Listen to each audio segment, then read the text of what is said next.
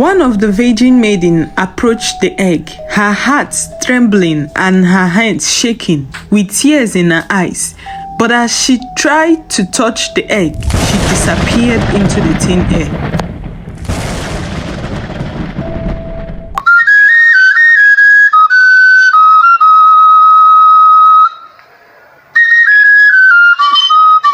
As the moon cast its ethereal glow upon the sleeping village, Ikemefula was swept into the depth of a haunting dream, a vision that left him trembling and drenched in sweat upon awakening.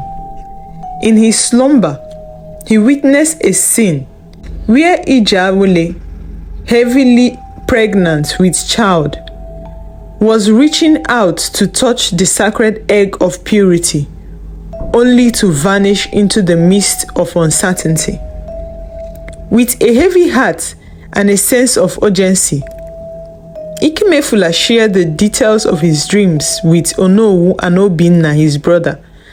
Their expression, a mixture of concern and disbelief.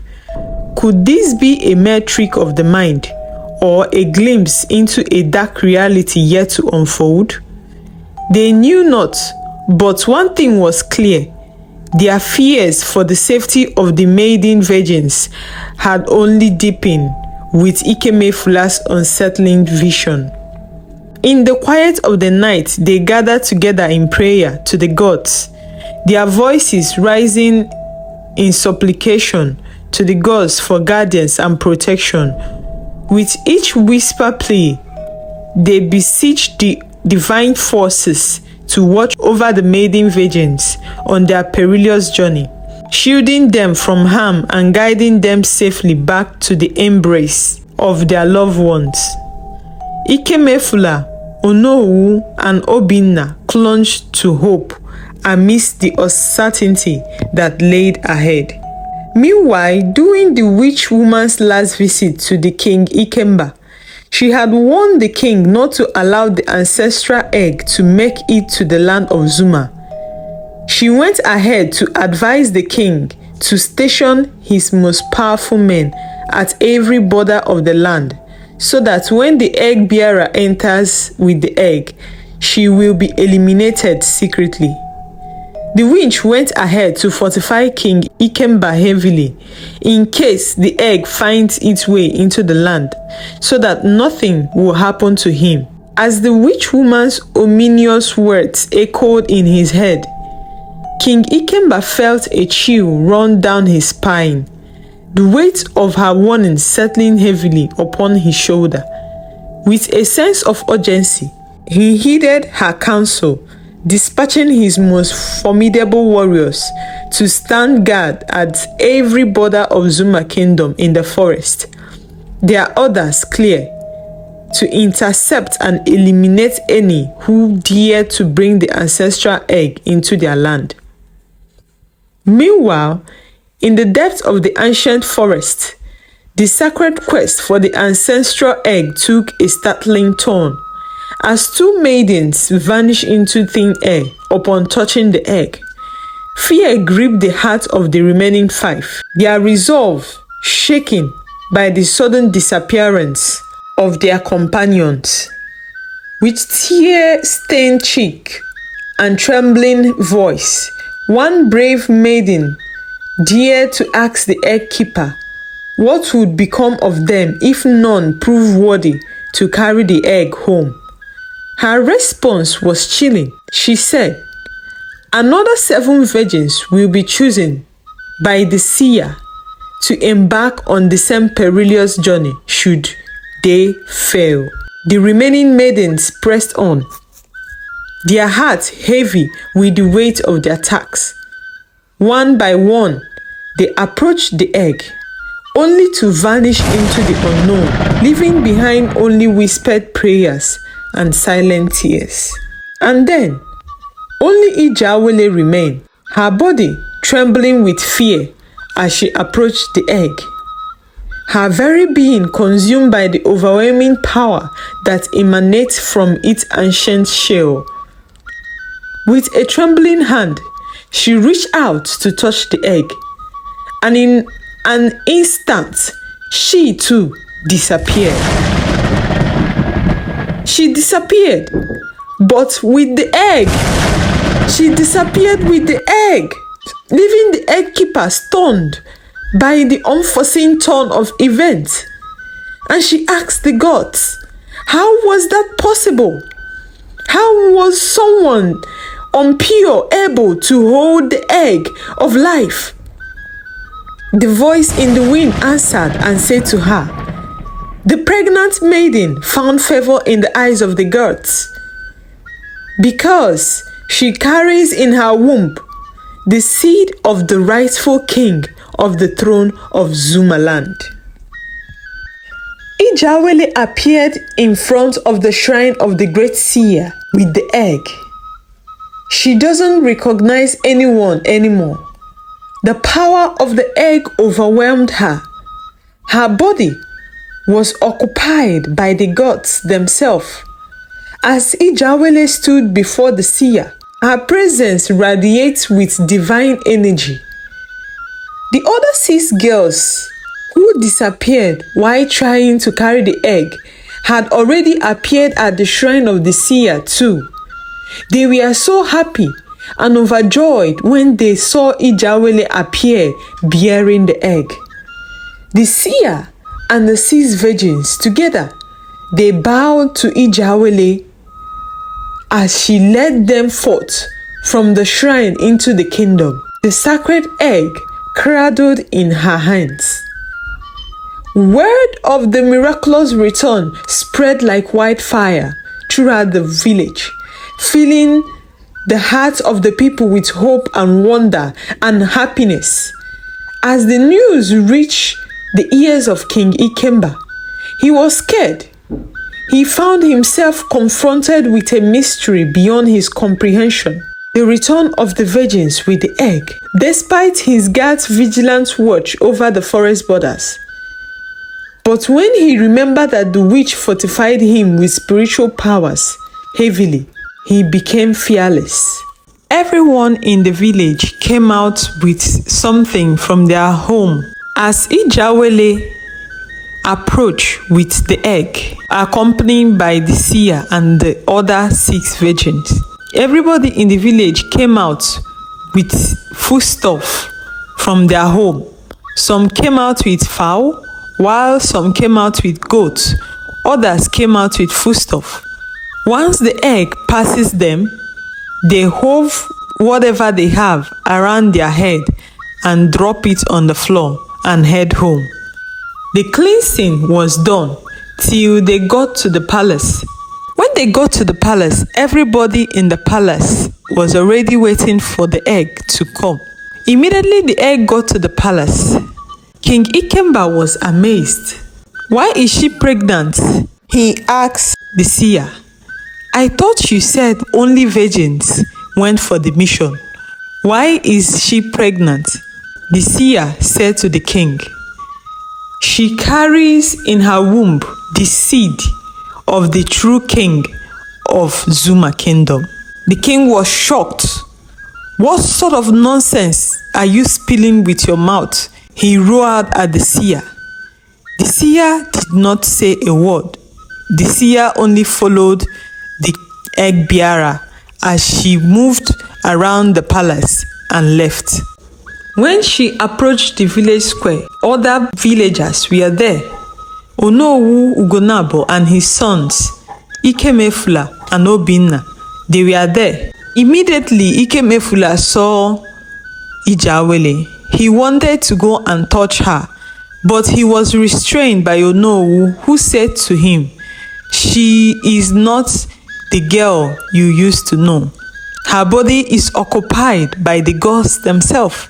Do not go close so that you won't be harmed. Ijawele approached the stream. Immediately, she stepped her foot into the river. The river was clean as the daylight. All the traces of blood inside the village stream disappeared. Immediately, the heaven opened and there was a heavy rainpour on the land, eliminating every trace of drought. in their land. Meanwhile, King Ikemba was seen in his chambers. As he thought about what the seer said, he pondered who could be the person the seer was referring to. What does the seer mean by the seed of the rightful king of Zuma Kingdom? He could not believe it. He pondered over it and said, "No, I cannot watch what belongs to me be taken away. This is the rightful throne of my father, and it was passed down to me, his son. I cannot watch another take it away from me." He needs to find out who the pregnancy belongs to in order to eliminate the person immediately. Then he sent for the witch, but the witch could not enter into Zuma land anymore because of the presence of the egg of life. Then she sent message back to King Ikemba saying, "I have fortified you, King Ikemba. No mortal man can kill you. Also, no mortal weapon can pierce your body or harm you. So do not be afraid," she assured King Ikemba. Ikemba sent out his loyal men to trace, ask questions, make inquiries, ask the villagers to know who the pregnant maiden is carrying his child. The warriors were able to get the information that Ijawele and Ikemefula were lovers before they traveled to the forest in the quest to get the egg of life. When the report got back to King Ikemba, he was furious. He said, "Yes, I knew it. There is something about that young man. I felt it in my bone that there is something strange about him. I knew he is the one the seer spoke about." He started plotting on how to eliminate Ikemefula permanently so that there won't be any threat to his throne anymore. Ijawele, after the purification, carried the egg to the shrine of the seer, where the forest keeper appeared before them. The forest keeper appeared at the shrine of the seer. Then she declared the land of Zuma purified and free from evil. She told the seer. Then she said to the seer, "Brace up yourself, wise one, for the main challenge and battle is yet to come." Then she carried the egg from Ijawele and disappeared into the thin air. Ijawele slumped and passed out. The seer administered different herbs to Ijawele in order to revive her back to life. Ikemefula was pacing around the house. He was restless as he thought of Ijawele. After a moment, he stood up and said to his brother Obinna, "I can't take this anymore. I need to go and look for the love of my life. At least, make sure that she is okay." Obinna tried to convince him to stay back, but he was not having any of it. He stood up and left. On his way, heading towards the village path, King Ikemba's men abducted him. They covered his face with a sack bag as they dragged him into the forest. They covered his face with sackcloth. He couldn't see anything. They were pulling him towards the forest. They tied his mouth that he cannot shout for help. He was only struggling and praying to the gods in his heart. King Ikemba's men followed the instruction of the king, which is simple. Eliminate him in the bush, bury him there. Let no one know where he is or what happened to him, and do not come back to this palace without fulfilling this simple job that I gave you. The king ordered his men. After they abducted Ikemefula, They were dragging him into the forest. He did not know where they were going or who they were that had him hostage. They kept him inside the thick forest, tied his hands and his leg, and covered his face. He only sat and prayed to the gods while he heard them discuss. They are planning to kill him and bury him inside the forest. He cried to the gods. He told the gods in his heart as he cried, "The reason why you sent me to this earth hasn't been fulfilled. I cannot die like a coward," he said. His heart was broken when all of a sudden the spirit of the great warrior, Ayaka, his father, appeared before them in the forest. He knocked out the warriors and set confusion in their midst while he untied Ikemefula and led him while they disappeared. When the warriors got back to their senses, they were confused. Where is this young man? Where did he go to? How did he escape? They said to themselves, "Ah, the king will have our heads in a platter. What are we going to do?" They said to themselves. Then one of them suggested, "We are going to lie, tell the king that the mission has been accomplished." That they decided to lie to King Ikemba. They lied to him that they eliminated Ikemefula and buried him in the forest. The king was happy when he got the news.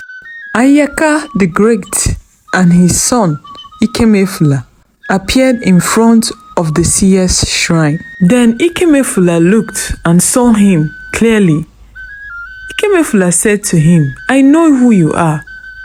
I always see you in my dreams." Ayaka smiled and said to him, "Yes, I am your father and you are my son. I am proud of you, and remember, I will always be there to protect you," he said to Ikemefula.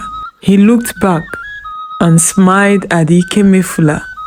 Then he disappeared. Ikemefula was shocked. He just saw his father. He was surprised. He was still in the state of shock when the seer bowed to him and called him Great One, a child of destiny. The seer said to him, "It is time." Ikemefula asked him, "It is time for what exactly, wise one?"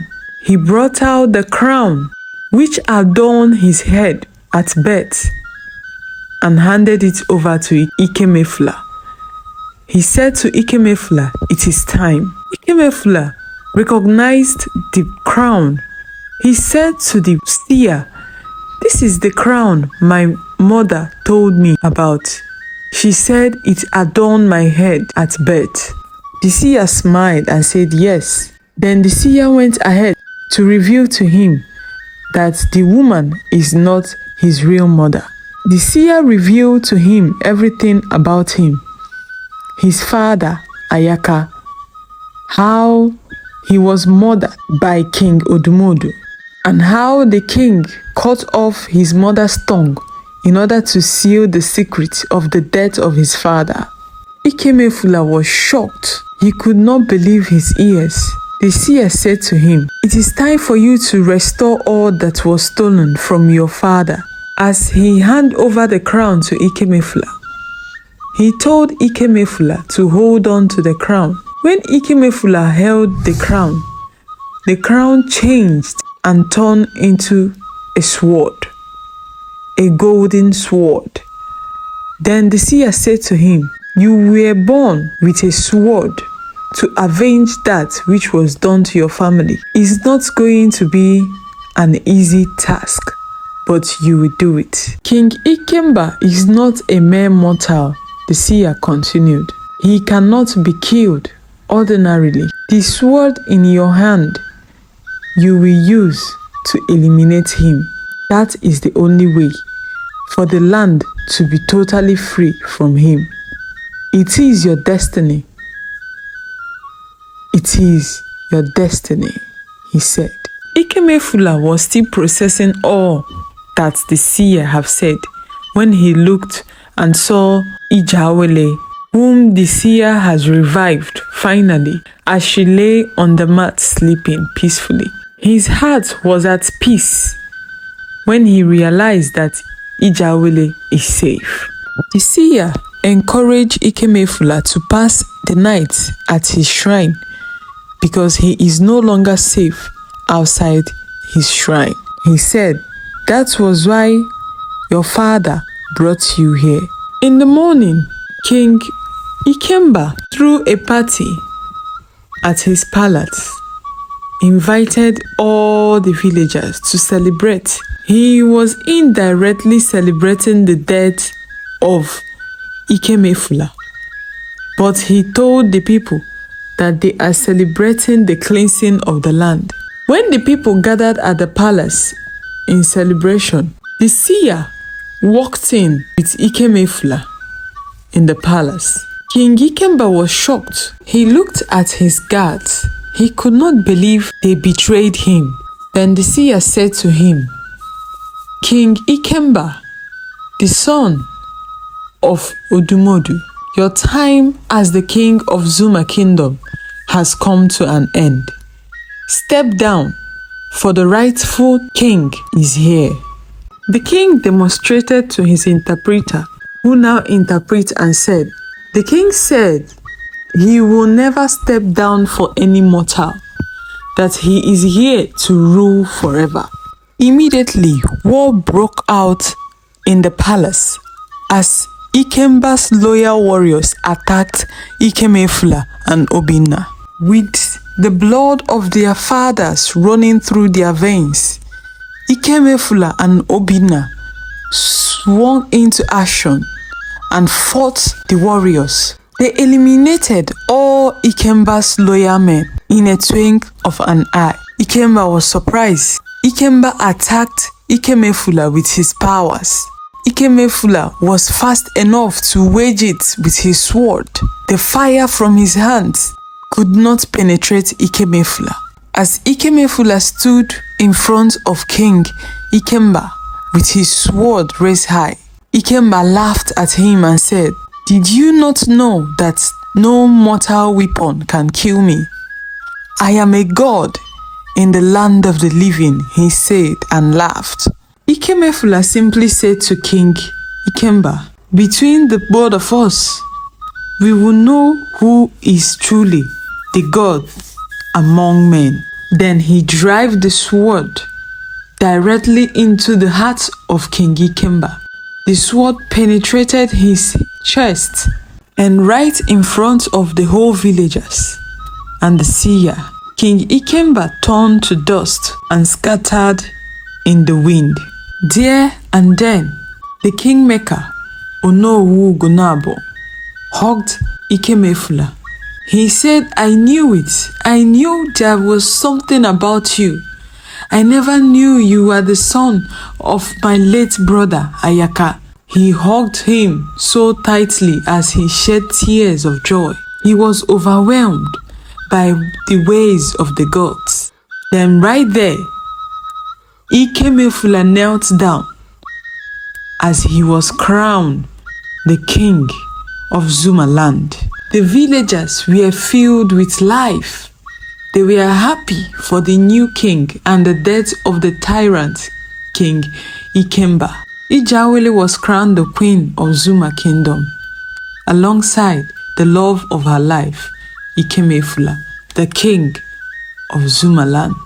Obinna became Ikemefula's right-hand man and special advisor. They were inseparable. Queen Ijawele went into labor and delivered of a set of twins, a boy and a beautiful baby girl.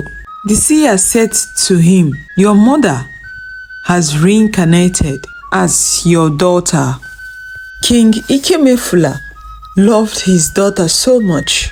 Whenever he looks at her, he sees the striking resemblance of his late mother, who sacrificed everything to keep him alive. King Ikemefula ruled the people of Zuma land with wisdom. He was full with understanding.